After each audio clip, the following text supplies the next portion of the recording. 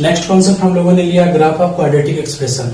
इसमें कुल मिलाकर के क्वाड्रेटिक एक्सप्रेशन में जो प्रिंसिपल टर्म का कोएफिशिएंट होता है ए और उसका जो डिस्क्रिमिनेंट होता है डी, उन दोनों के कॉम्बिनेशन से टोटल 6 तरह के ग्राफ बनते हैं। और इन 6 तरह के ग्राफ पे काफी इंपॉर्टेंट क्वेश्चन जेईई मेंस में और फिर आपके स्कूल लेवल में पूछे जाते हैं। जैसे किसी क्वाड्रेटिक एक्सप्रेशन का अगर वैल्यू हमेशा पॉजिटिव है, हमेशा निगेटिव है या फिर जीरो है तो क्या क्या कंडीशंस होती हैं। ऐसी कंडीशन को इम्प्लीमेंट करके क्वेश्चन में कोई पैरामीटर दे देता है, लैम्डा, एम, एन, इनका वैल्यू निकालना होता है। तो इस तरह के क्वेश्चन को हम लोग अच्छे से कर पाए उसके लिए बेसिक सा ग्राफ का अप्रोच सीखते हैं। एक क्वाड्रेटिक एक्सप्रेशन हम लोग लेते हैं A X square plus B X plus C, जहां पर हम लोगों को एक चीज पता रहता है कि ए बी सी जो है रियल नंबर होता है और ए नॉट इक्वल टू 0 होता है। ए का 2 वैल्यू होता है, पॉजिटिव और निगेटिव, और डी का 3 केस हम लोग पढ़ते हैं, पॉजिटिव, नेगेटिव और 0। तो ये 2 केस, ये 3 केस टोटल मिलाकर के हम लोगों को 6 केस, इसमें 6 तरह के ग्राफ बनते हैं। और उन 6 ग्राफ के बारे में एक बेसिक सी अंडरस्टैंडिंग हम लोगों को होनी चाहिए, तभी जो हम लोग क्वेश्चन अच्छे से सॉल्व कर पाएंगे। उसके लिए हम लोग केस फर्स्ट डिस्कस करते हैं।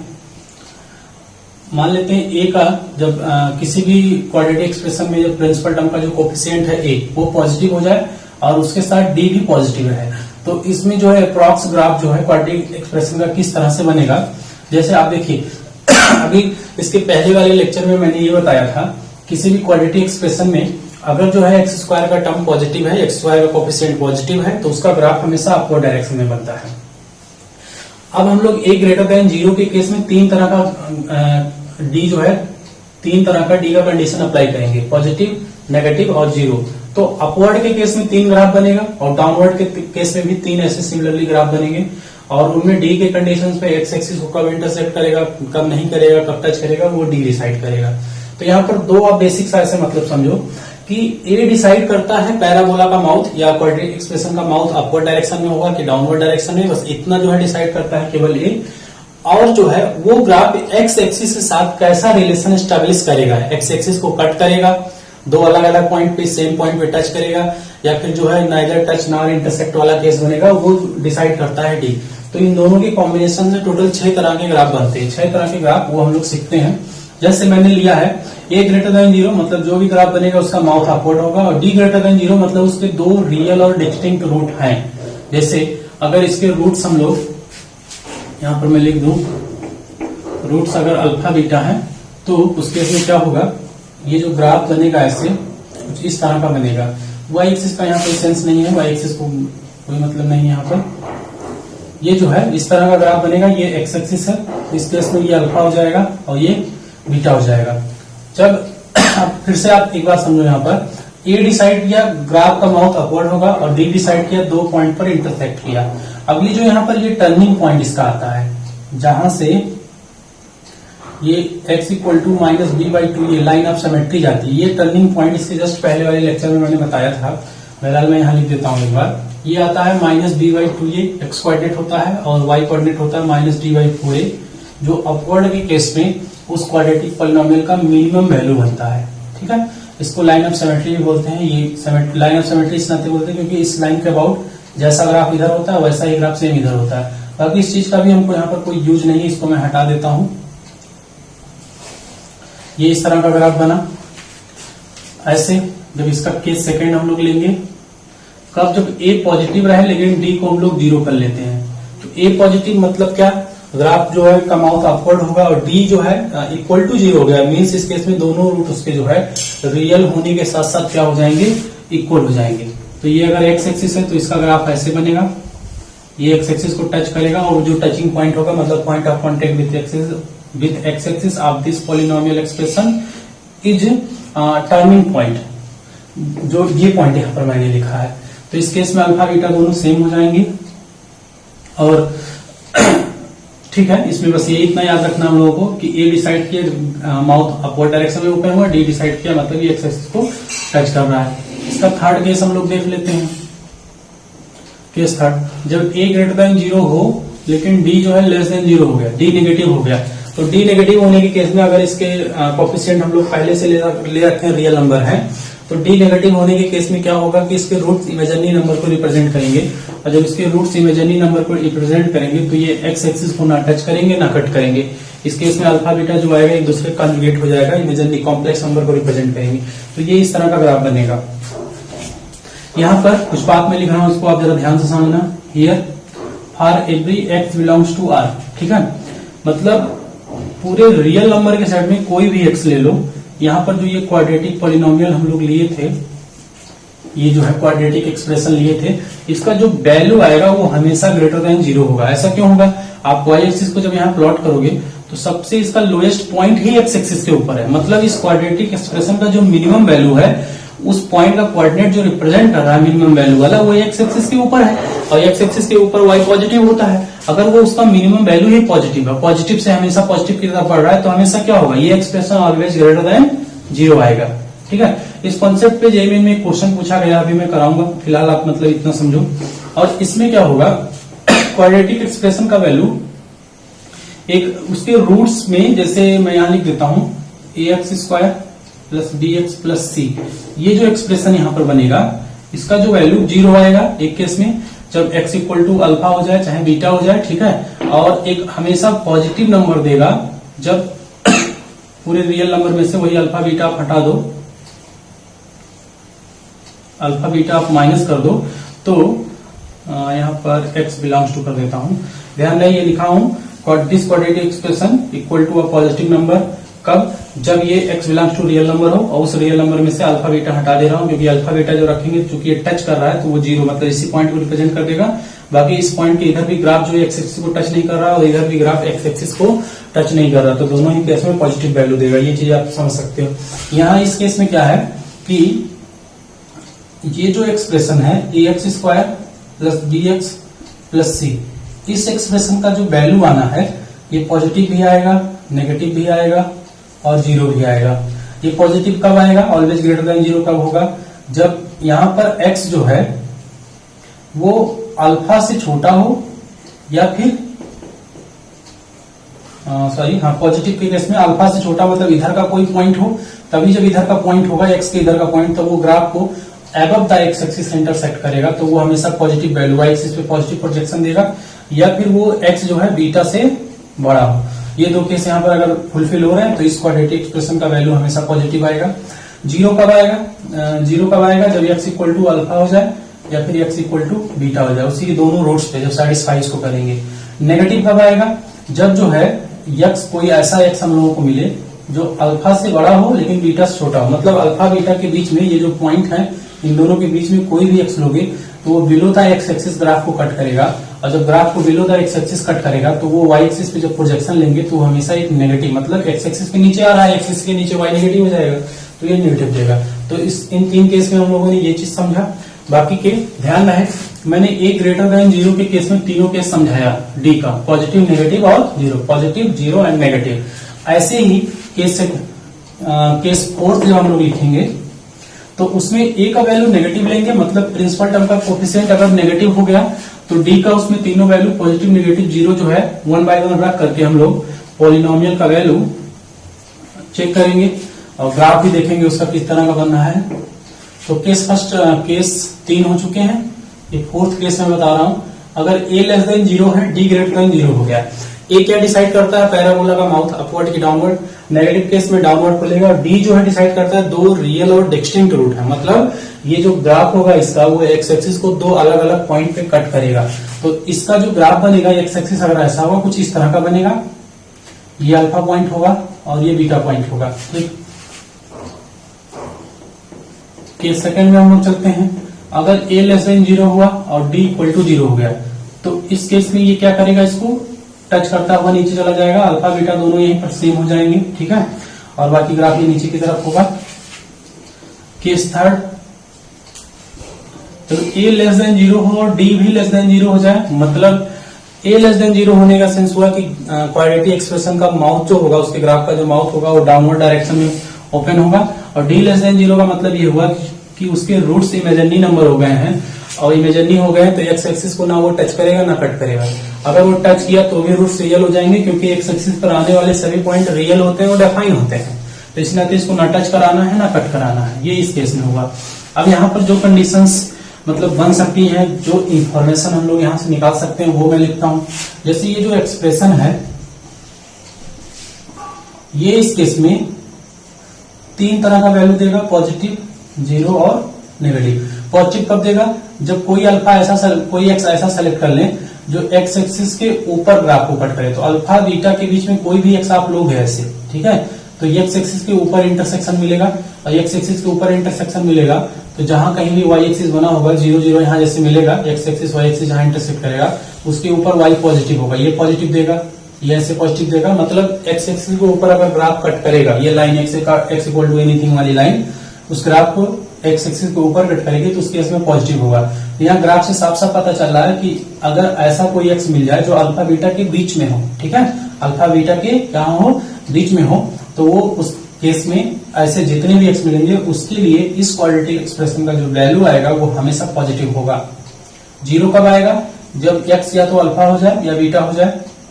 नेगेटिव कब आएगा? बिलो द एक्स एक्सिस लाने के लिए एक्स जो है हम लोगों को अल्फा से छोटा लेना पड़ेगा इस साइड और बीटा से बड़ा लेना पड़ेगा इस साइड, तब जाकर के वो ग्राफ को बिलो द एक्स एक्सिस काटेगा। तो यहाँ ग्राफ से साफ साफ दिख रहा है कि या तो एक्स अल्फा से छोटा हो जाए, ठीक है, या फिर एक्स जो है बीटा से बड़ा हो जाए। ये जो है 3 केस यहाँ से हम लोगों को मतलब इंपॉर्टेंट कंडीशंस मिलते हैं। इस केस में ये क्वाड्रेटिक एक्सप्रेशन केवल 2 ही वैल्यू को देगा, 0 और नेगेटिव। पॉजिटिव इस केस में नहीं होगा। तो अगर ये नहीं होगा, 0 किस केस में देगा? वही जब उसके रूट्स मिले। और नेगेटिव किस केस में देगा? कि पूरे रियल नंबर में नेगेटिव देगा, बस अल्फा बीटा को अगर आप छोड़ दो, ठीक है। ऐसे इस केस में ये जो एक्सप्रेशन बनेगा X square plus B X, ये जो होगा always less than 0 for every X belongs to real number. क्यों? क्योंकि आप माइनस इंफिनिटी एक्स एक्सिस के अलॉन्ग माइनस इंफिनिटी से प्लस इंफिनिटी तक कोई भी एक्स ले लो, आप उसको जब प्लॉट करोगे तो वो हमेशा इस एक्सप्रेशन के ग्राफ को below the x axis cut करेगा। और जब below the x axis cut करेगा तो जब वाई एक्सिस पे प्रोजेक्शन लोगे तो वो एक नेगेटिव क्वांटिटी को ही इक्वेट करेगा, नेगेटिव क्वांटिटी की ही इक्वल होगा। तो इस केस में ये जो क्वाड्रेटिक पॉलिनोमियल है इसका जो है वैल्यू हमेशा नेगेटिव नंबर आएगा। कब क्या मतलब? कोई भी जब एक्स बिलोंग्स टू कोई रियल नंबर हो। ये 6 तरह के इसमें ग्राफ होते हैं। 6 कंडीशन हम लोगों को ये अच्छे से पता होनी चाहिए। बस आपको इसमें ग्राफ में कोई कंफ्यूजन आपको नहीं होना चाहिए। बस 2 बात आप याद रखना, केवल और केवल 2 बात। कि ग्राफ का माउथ अपवर्ड डाउनवर्ड कौन डिसाइड करता है? ए डिसाइड करता है। और डी जो है क्या डिसाइड करता है? Relation with x axis of graph. मतलब 2-3 तरह का रिलेशन होता है, या तो एक्स एक्सिस को कट करेगा या टच करेगा, या ना कट करेगा ना टच करेगा, ठीक है। अब जैसे आपसे कोई बोला कि ए जो है 3 है और डी जो है -6 है, तो आप जब A3 है मीन्स पॉजिटिव है तो कहीं ना कहीं वो ग्राफ अपवर्ड वाला होगा। और डी नेगेटिव हो गया -6, तो डी नेगेटिव हो गया तो एक्स एक्सिस को नहीं कट करेगा। तो इसका अगर कोई अप्रॉक्स ग्राफ बनाना चाहे तो ये ऐसे बन जाएगा। पॉजिटिव डिसाइड हुआ कि ऊपर की तरफ, और नेगेटिव मतलब ना टच किया ना कट किया। अगर यही -3 ले लेते तो ये इस तरह का बन जाता। तो आप ये मतलब अच्छे से इस पे प्रैक्टिस कर लेना है हम लोगों को। इस पे क्वेश्चन भी पूछे जाते हैं। इस पे क्वेश्चन लेते हैं जो जेईई मेंस में पूछा गया था।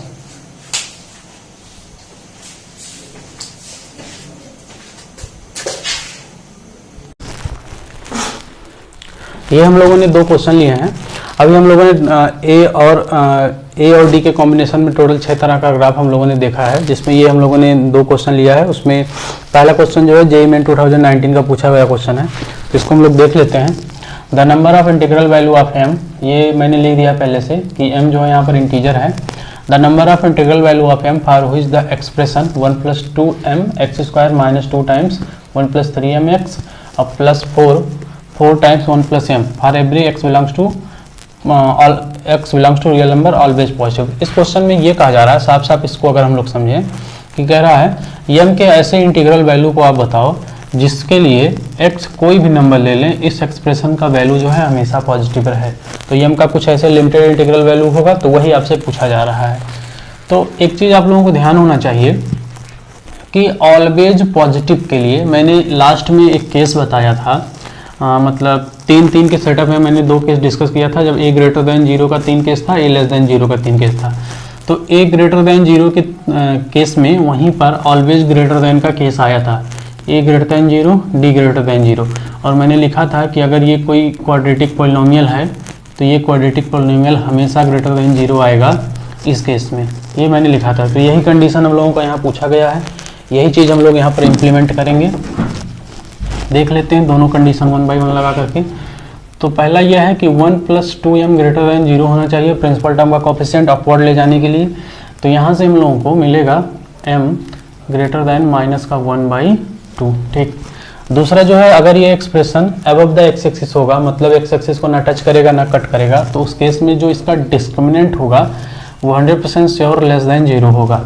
तो यहाँ पर डिस्क्रिमिनेंट इसका आ रहा है -2 × 1 + 3m, b² हो गया -4 × ac, तो 1 + 2m और 4 × 1 + m लेस दैन 0। ये 2 × 2 = 4 हो जाएगा और 1 + 9m² + 6m होगा, और यहाँ 4 × 4 = 16 और अंदर मल्टीप्लाई कराएंगे 2m² + 3m + 1 लेस दैन 0 होगा। 1 4 दोनों में से कॉमन होकर के कैंसिल हो जाएगा, तो ये बचेगा 1 + 9m² प्लस का 6m, और यहाँ 1 4 बच रहा है तो उस 4 का माइनस साइन के साथ आप मल्टीप्लाई कराते हैं, तो -8m² -12m -4 लेस दैन 0।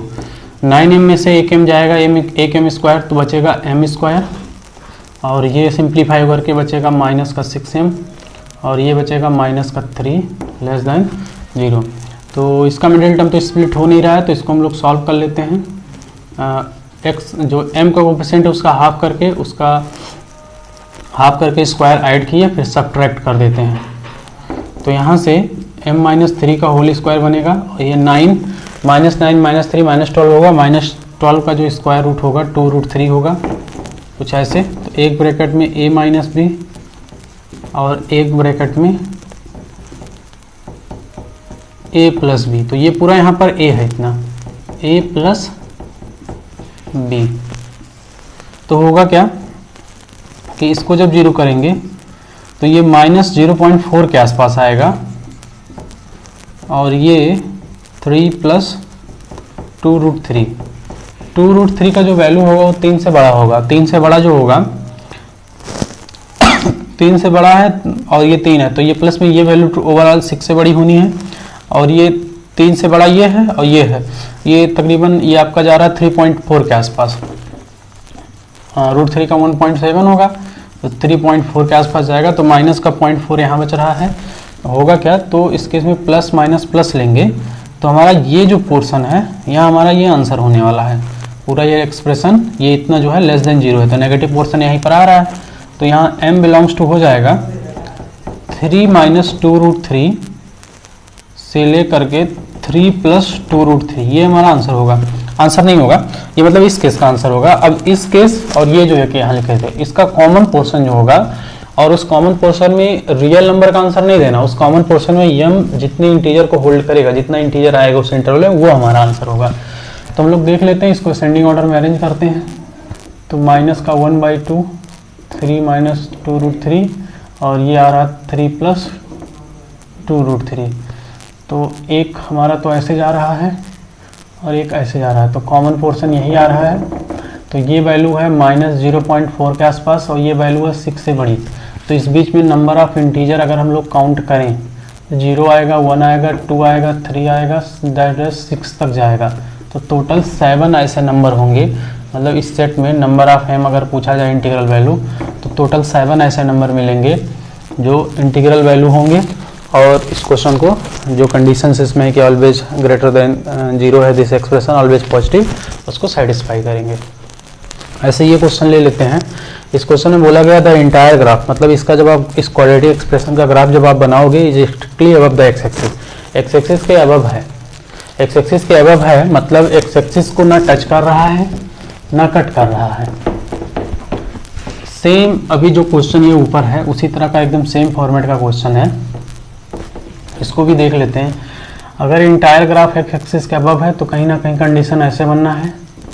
तो ये दो मेन कंडीशन, फंडामेंटल कंडीशन हम लोगों को यहाँ पर इम्प्लीमेंट करना है। तो ये जो क्वाड्रेटिक एक्सप्रेशन दिया गया है x² k - 1, वहाँ पर x का 2 टर्म था उसको कॉमन कर लिया हूँ। तो आप देखो एक्स स्क्वायर का जो कोफिशिएंट है जो ए होता है वो तो है ही ग्रेटर देन 0, तो इसका टेंशन नहीं लेना, टेंशन इसका रह गया है। तो अच्छा ये कंडीशन मैंने क्यों लगाया, क्योंकि इसका जो ग्राफ है ना एक्स एक्सिस को टच नहीं कर रहा है, ना कट कर रहा है, तो इसके दोनों रूट्स इमेजिनरी हो जाएंगे। इमेजिनरी रूट्स का कंडीशन यही होता है, डी लेस देन 0। तो बी स्क्वायर माइनस 4 टाइम्स ए सी लेस देन 0। तो ये 36 होगा, 36 6 का स्क्वायर होता है, तो k minus 1 minus 6, k minus 1 plus 6 less than 0। तो k माइनस 7 और k प्लस 5 लेस देन 0 होगा। यहाँ से एक जगह माइनस 5 आएगा, यहाँ 7 आएगा, तो plus minus plus negative portion लेना है, यहाँ साफ साफ दिख रहा है। तो ये हमारा हो जाएगा आंसर, मतलब जो हमारा k होना है अगर वो -5 से 7 का बीच का कोई भी नंबर हो जाए तो इस क्वाड्रेटिक एक्सप्रेशन का जो ग्राफ होगा entire graph above the x axis hold करेगा। तो ये इसका आंसर हो गया। ये कौन सा ऑप्शन, ये सेकंड ऑप्शन इसका मैच कर रहा है, तो दिस इज करेक्ट ऑप्शन। ये 2 क्वेश्चन हो गए।